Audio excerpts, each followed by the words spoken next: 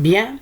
Donc après avoir vu l'origine de la méthode de recuit simulé, qui est une méthode heuristique très utilisée dans l'optimisation, c'est-à-dire la résolution des problèmes d'optimisation. Donc on a vu l'origine, le principe de l'algorithme et le domaine d'application. Donc je vais vous présenter maintenant l'algorithme du recuit simulé pour pouvoir l'implémenter en Python.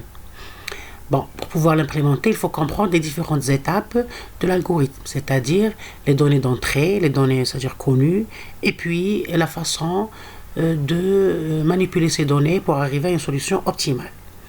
Donc le recuit simulé est un algorithme itératif qui utilise le critère de Metropolis, qui est un exponentiel de moins delta E, qui est c'est-à-dire la différence d'énergie sur T, la température, qui était, c'est-à-dire avec laquelle est soumis le métal. Bien. En général, notre algorithme contient deux boucles imbriquées. On a deux boucles ici, deux boucles. Je vais travailler avec la boucle tant que. Je pouvais travailler avec la boucle for, mais je préfère tant que pour le test d'arrêt. C'est-à-dire fixer le test d'arrêt. Ou bien l'adapter à mon problème. Donc on a deux boucles imbriquées. La première boucle pour abaisser la température. Donc c'est la stabilité thermodynamique. On va changer la valeur de la température en l'abaissant petit à petit dans le but de converger vers l'optimum global. Dans l'autre cas, puisque c'est un problème de minimisation, c'est le minima global.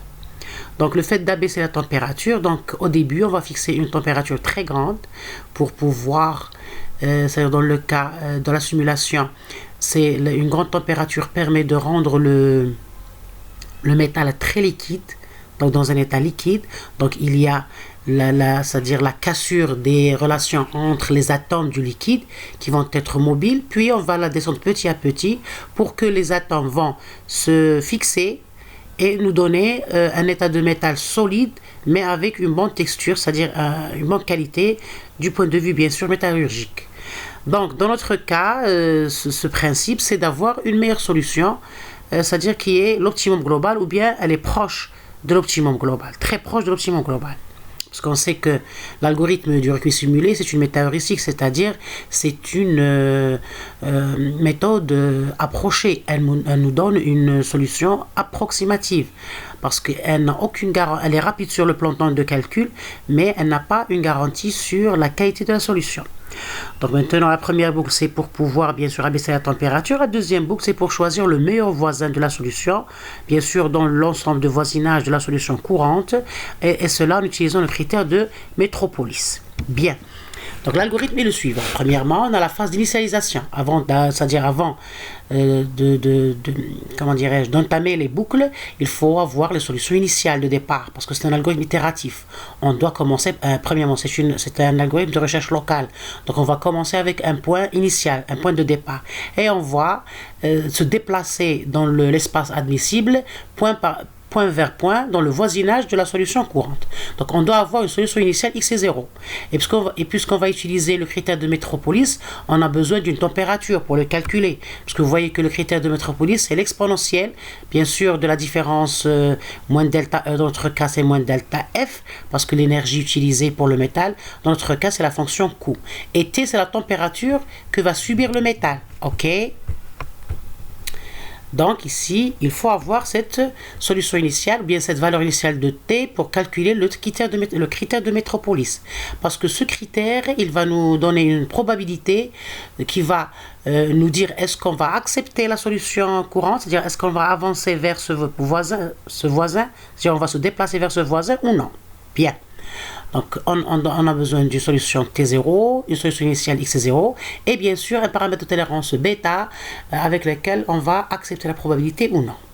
Donc, on va utiliser premièrement la première boucle. Donc, c'est tant qu'on peut abaisser la température. Donc, ici, on va changer la température. Elle va changer au fur et à mesure dans l'algorithme. On va l'abaisser petit à petit. Donc, c'est une boucle. On va prendre plusieurs valeurs de la température. Donc, par exemple, on peut utiliser un tableau avec plusieurs valeurs de température. Donc, quelqu'un peut me poser la question.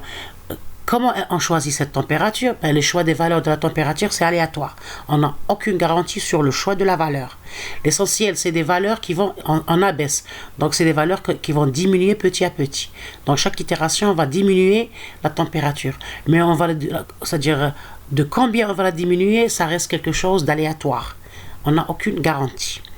Bien, maintenant, ça c'est le premier test d'arrêt, c'est pour pouvoir jusqu'à arrêter, c'est-à-dire arriver à une stabilité thermodynamique, parce que ça concerne la température, c'est-à-dire on arrive à un stade stable, ok, du métal.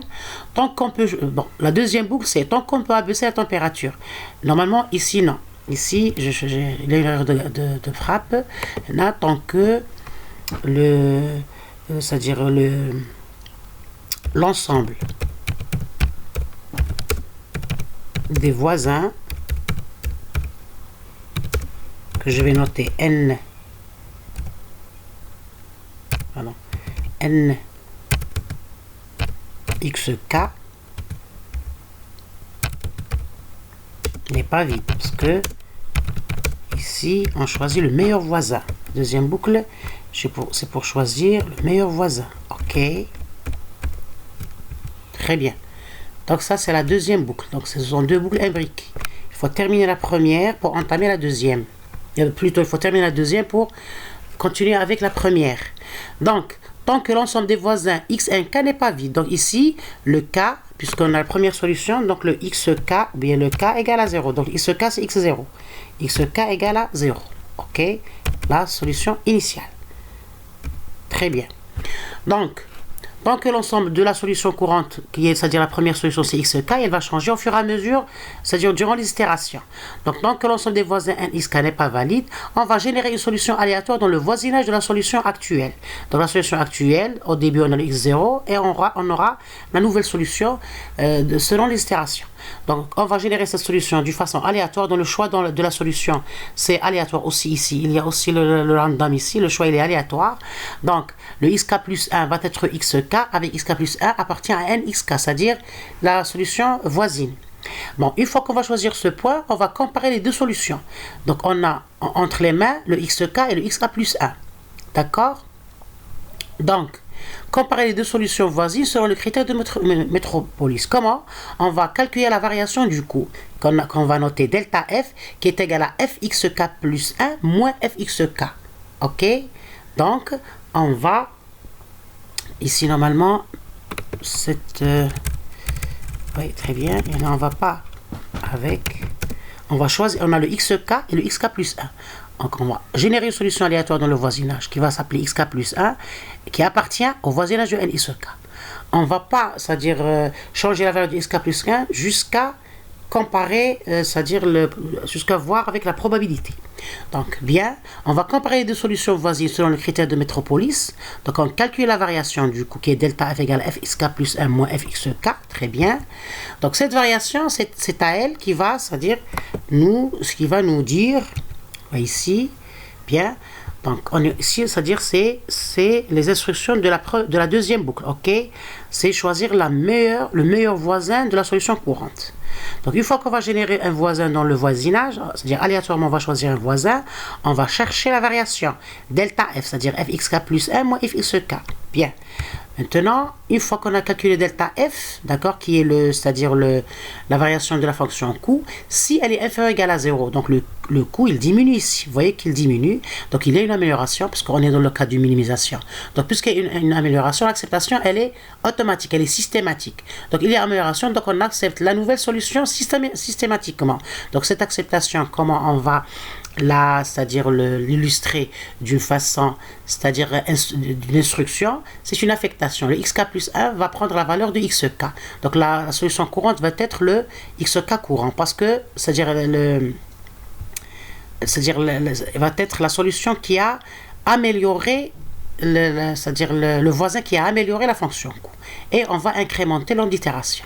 Sinon, donc le sinon de delta inférieur égal à 0, c'est-à-dire si le delta est supérieur à 0, donc ici on remarque que le coût augmente. Donc si le coût augmente, normalement dans une méthode de descente classique, cette solution elle est rejetée. Mais pour la méta-heuristique du recul simulé, elle va l'accepter à une certaine probabilité en utilisant le critère de métropolis dans le but d'échapper à l'optimum local.